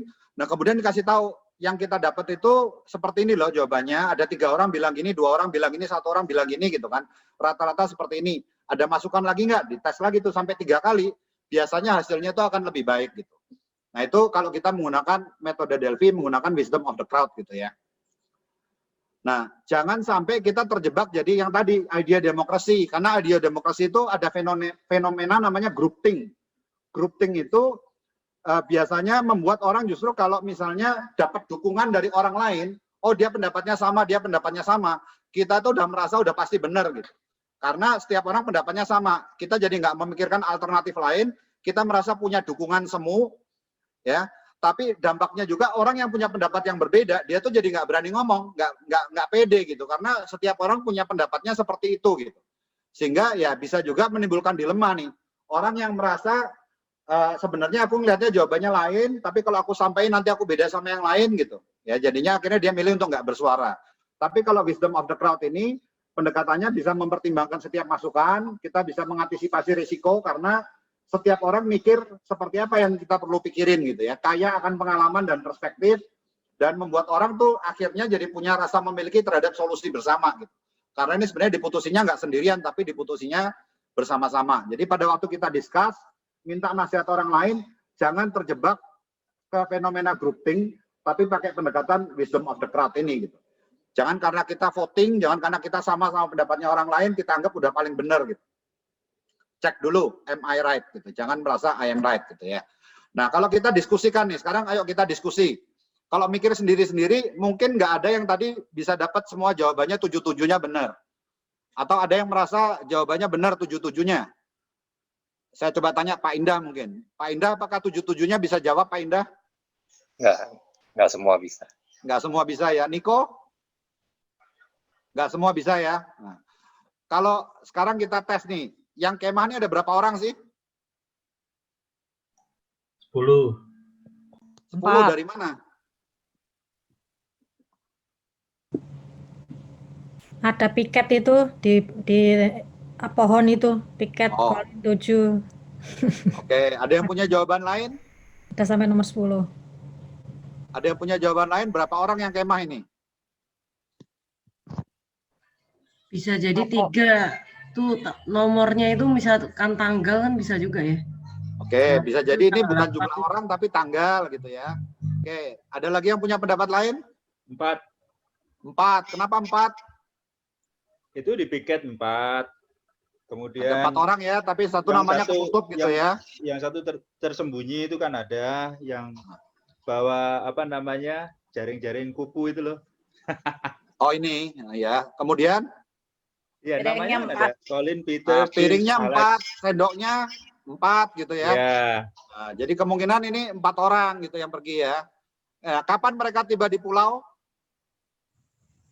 Hari ini atau beberapa hari yang lalu? Udah lama atau baru aja? Baru kayaknya. Baru? Ada yang punya pendapat lain?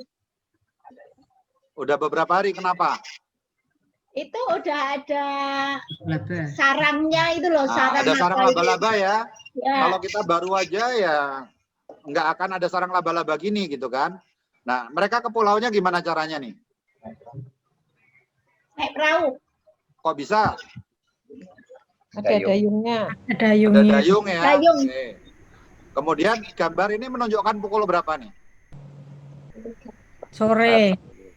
Sore. Ada yang punya jawaban lain? Pagi. Kenapa pagi? Itu lihat bayangannya. Bayangannya siapa? Bayangannya orang ini. Kenapa bayangannya? Itu ada bayangannya dari arah mana itu. Panjang bayangannya.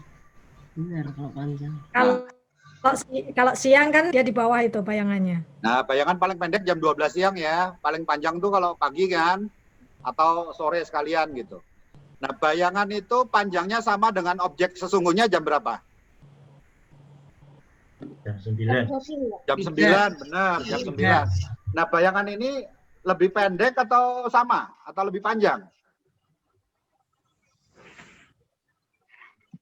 Sedikit lebih pendek ya dari objek aslinya ya. Nah, berarti ini udah di atas jam 9 lah yang pasti. Mungkin 9.30, jam 10, jam 11 gitu ya. Yang pasti nggak jam 12, karena kalau jam 12 bayangnya pendek sekali gitu. Oke, berarti mereka ini lagi siap-siap mau makan siang gitu ya. Angin bertiup dari mana ke mana?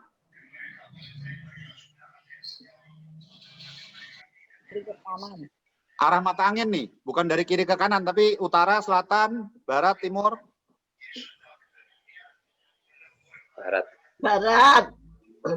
Dari barat ke timur. Nah, kalau kita tadi setuju pagi, bayangan ini berarti ada di mana nih? Selatan ke utara. Nah, selatan ke utara ya, karena bayangannya ini ada di barat kan, mataharinya ada di belakang kita kan, timur tuh, berarti kalau bendera ini begini, berarti dari selatan ke utara tuh, ya nomor 5.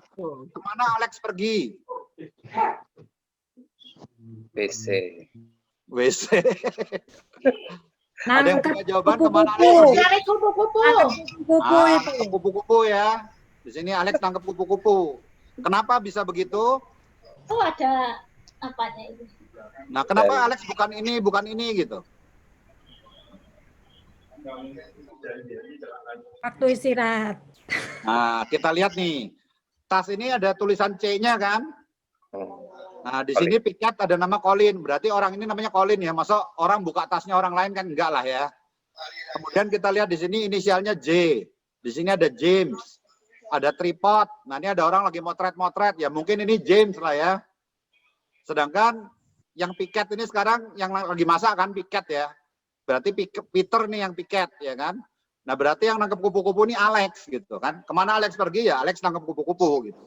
Nah, menurut gambar tanggal berapa peristiwa ini? Nah, kalau kita lihat yang piket ini Peter, maka sekarang ini tanggal 8. Tanggal 8. Jadi kalau kita menyelesaikan suatu masalah sama-sama, sesuatu yang kita kerjakan sendiri itu susah, sebenarnya kita akan bisa punya jawaban lebih baik. Karena kita punya banyak perspektif gitu. Nggak semua orang tuh ahli dalam berbagai hal gitu ya. Ada yang pinter hiking, ada yang pinter elektronik, ada yang pinter tentang mungkin ya konseling pernikahan gitu ya. Nah, ini semua bisa menjadi referensi untuk kita ngambil keputusan yang lebih baik gitu. Nah, ini yang terakhir nih, express. Ya kan kalau guide ini terakhirnya adalah express. Ungkapkan kebebasan memilih. Minta tolong siapa yang belum baca ya? Cihana mungkin bisa tolong baca dua-duanya aja Cihana. Oke. Kejadian 2 ayat 19b. Dibawanyalah semuanya kepada manusia itu untuk melihat bagaimana ia menamainya. Dan seperti nama yang diberikan manusia itu kepada tiap-tiap makhluk yang hidup, demikianlah nanti nama makhluk itu. Kejadian 2 ayat 19b. Yang nomor 2-nya. Kejadian 2 ayat 16b sampai 17. Semua pohon dalam taman ini boleh kau makan buahnya dengan bebas. Tetapi pohon pengetahuan tentang yang baik dan yang jahat itu, janganlah kau makan buahnya. Sebab pada hari engkau memakannya, pastilah engkau mati. Kejadian 2 ayat 16-17. Ya, jadi Kambium ini ngingetin ya. Yang penting pada saat kita melihat ada suatu masalah, kita mau ngambil keputusan, kita kan go dulu ya, datang pada Tuhan. Kita understand, kita memahami firman-Nya dulu nih. Kita udah punya bekal ini sehingga perspektif ilahi kita udah punya. Kemudian kan ngelihat ada suatu masalah kita selidiki, kita cari berbagai cara dengan metode tadi kan pertimbangan-pertimbangan mana yang lebih baik gitu kan. Kemudian kita cek, kita diskusi dengan orang lain. Nah terakhir itu jangan kita jadi nggak berani ngambil keputusan karena manusia itu diberi kebebasan untuk memilih sebenarnya kan apa yang menurut hikmat kita. Setelah semua proses itu dilalui, mana yang bisa dilakukan. Karena kalau kita belajar dari Hayden Robinson ini, dia mengingatkan Alkitab itu tidak disediakan kayak peta sifatnya buat kehidupan kita, tapi seperti kompas katanya. Kalau peta kan benar-benar ke kiri, ke kanan mesti diikutin gitu ya, setiap saat. Tapi kalau kompas itu akan kita lihat sewaktu-waktu gitu. Kita udah dibekali nih, kita selalu datang pada Tuhan, kita selalu baca. Nah, tapi nggak harus kita tuh baca Alkitab, terus setiap kali mau ngambil keputusan kita baca Alkitab lagi gitu. Enggak. Kita itu udah dibekalin gitu. Ya kita kalau misalnya kita nggak yakin ya kita cek, kita baca Alkitab gitu. Tapi kita tuh sebenarnya udah punya, kita udah dibekalin ya. Kita bisa kalau misalnya perlu arahan ya kita ya baca firman Tuhan lagi gitu. Ya jadi Alkitab itu lebih seperti kompas bukan seperti peta. Jadi kita punya kebebasan untuk memilih. Ya Filipi 2 ayat 13 saya akan baca. Karena Allah lah yang mengerjakan di dalam kamu baik kemauan maupun pekerjaan menurut kerelaannya. Jadi kalau kita udah datang pada Tuhan dan memahami firman Tuhan, kita sudah punya perspektif ilahi tadi, intuisi kita pun tuh sebenarnya udah akan diluruskan. Gitu. Allah yang akan turut bekerja di dalam setiap keputusan-keputusan yang kita ambil. Dan yang terakhir, kita diingetin lagi di Amsal 3 ayat 56 yang pertama kali kita pilih gitu ya. Kita tuh yang penting percaya kepada Tuhan dengan segenap hati, berarti kita memuliakan Tuhan, jangan bersandar pada pengertianmu sendiri, berarti kita itu ya selalu mengutamakan kehendak Tuhan, maka ya Roh Kudus itu akan meluruskan jalan kita gitu. Ya, akuilah dia dalam segala lakumu, maka ia akan meluruskan jalanmu. Jadi jangan takut kita berekspresi dan mengambil keputusan. Ya ini yang bisa saya bagikan. Ya kalau teman-teman ada yang mau didiskusikan, silakan. Waktunya sih udah habis nih yang saya minta, yaitu 90 menit gitu. Silakan. Saya kembalikan ke Pak Anton, Pak Anton. Terima kasih Pak Theo. Bagaimana Bapak Ibu semuanya, masih ada yang masih penasaran gitu? Nanti bisa japri ya. Jadi terima kasih banyak kepada Pak Theo, apresiasi ya, yang sudah memimpin kita dalam pembelajaran mengenai pengambilan keputusan ya, proses yang perlu kita cermati bersama, bagaimana kita tetap mementingkan Tuhan, pendapat Tuhan bagaimana terhadap sikap yang akan kita ambil ini ya. Jadi apapun hasilnya biarlah Tuhan yang senantiasa memimpin dalam setiap langkah kita. Karena kita sendiri juga tidak tahu hari depan seperti apa. Terima kasih pada Pak Theo. Dan untuk menutup kegiatan kita minta kepada Pak Edi ya, menutup dalam doa. Silakan Pak Edi. Ya, mari kita berdoa. Tuhan, terima kasih kami boleh belajar banyak di dalam komunitas GKI Pengharapan ini melalui PWJ yang kami lakukan tiap-tiap minggu.